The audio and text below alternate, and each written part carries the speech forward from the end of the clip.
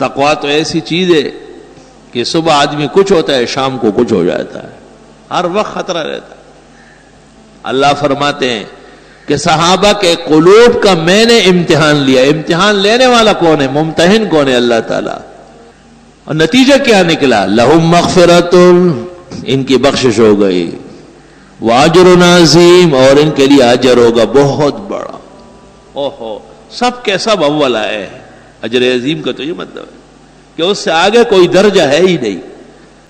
جب صحابہ کرام رضوان اللہ علیہم اجمعین کے بارے میں قرآن کہتا ہے کہ یہ امتحان میں کامیاب ہوئے ہیں، یہ اللہ سے ڈرنے والے ہیں، یہ تقویٰ کے معیار پر پورے اترے ہیں، اللہ نے ان کی مغفرت کر دی ہے اور ان کے لیے بہت بڑے اجر کا فیصلہ ہوا ہے، تو صحابہ کرام کی شان میں ان کے مقام اور ادب کے خلاف کلمہ کہنا یہ اپنے ایمان اور انجام کو برباد کرنے کے مترادف۔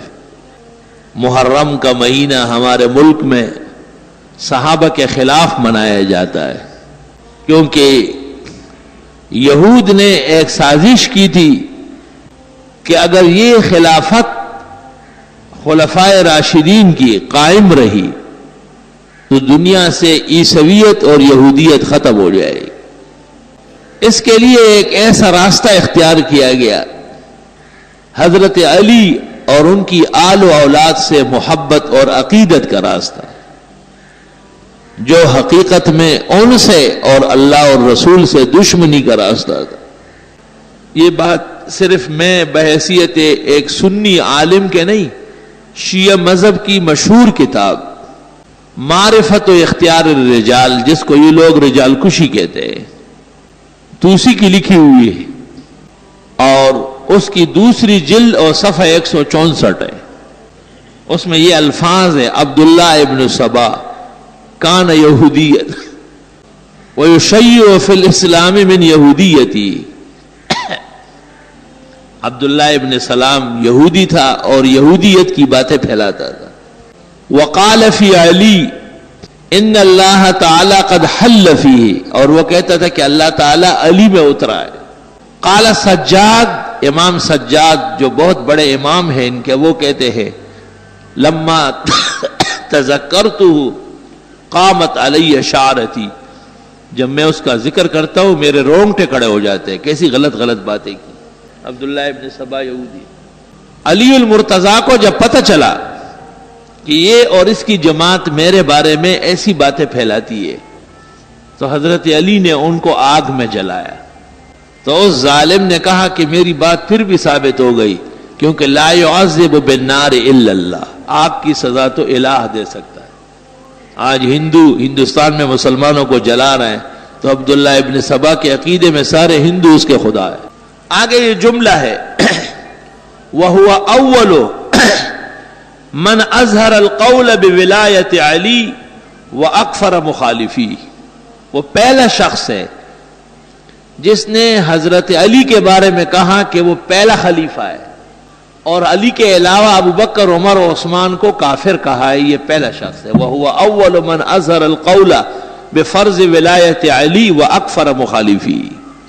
آگے سن لو۔ وَكَانَ یہودیًا، وہ تھا پکا یہودی، اپنے آپ کو اس زمانے کا شیعہ ظاہر کیا تھا۔ فَلِذَا قِیلَ، اس لیے کہا جاتا ہے ان التشیع ماخوذ من الیہودیہ، کہ شیعہ اور یہودی مذہب ایک چیز ہے، ایک چیز ہے۔ جو کام یہود مسلمانوں کے خلاف کرتے ہیں وہی کام روافض کرتے ہیں۔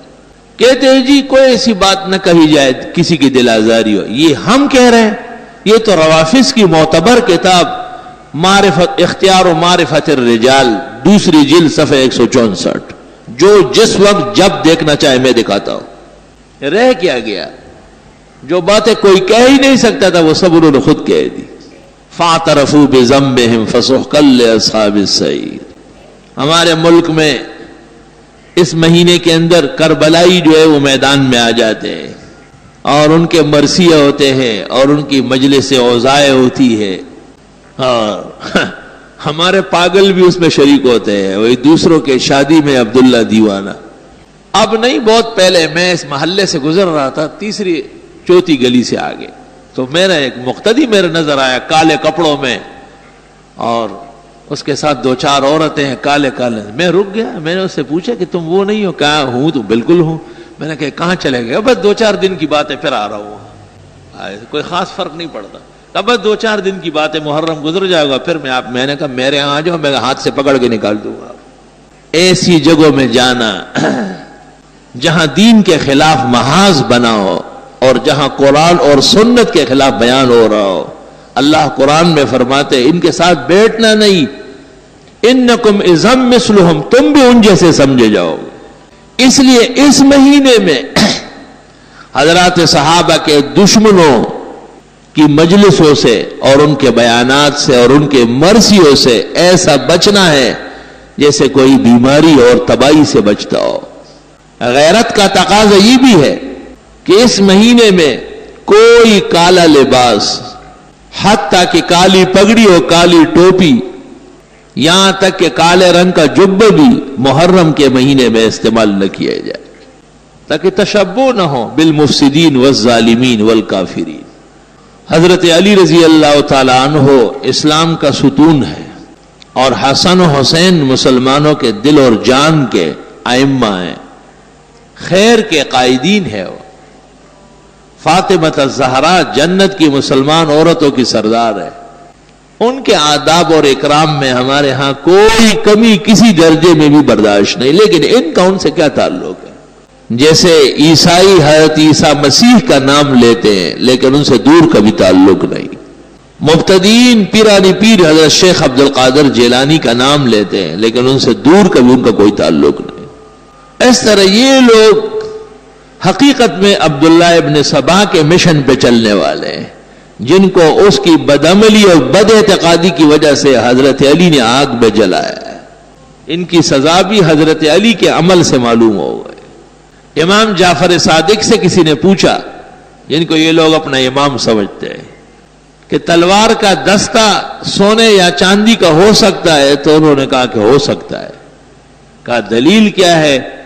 کہا کہ ابوبکر صدیق کی تلوار کا دستہ چاندی کا تھا. تو اس رافضی نے کہا کہ اوتقول لہو صدیق, آپ بھی ان کو صدیق کہتے ہیں؟ تو امام جعفر صادق نے کہا اقول لہو صدیق صدیق صدیق ومن لم یقل لہو صدیق فلا صدق اللہ فی الدنیا والآخرہ. میں تو حضرت کو صدیق کہوں گا, جو ابو بکر کو صدیق نہ مانے اللہ اس کو دونوں جہانوں میں جھوٹا کر. یہ تو دونوں جہانوں کے جھوٹے ہو چکے ہیں اپنے اماموں کی بد دعاؤں سے. السلام علیکم. جی دوستو, آپ نے دیکھا اور سنا شیخ مفتی ظہور علی خان رحمۃ اللہ علیہ کو, کہ شیخ مفتی ظہور علی خان رحمۃ اللہ علیہ کیا بیان فرما رہے تھے.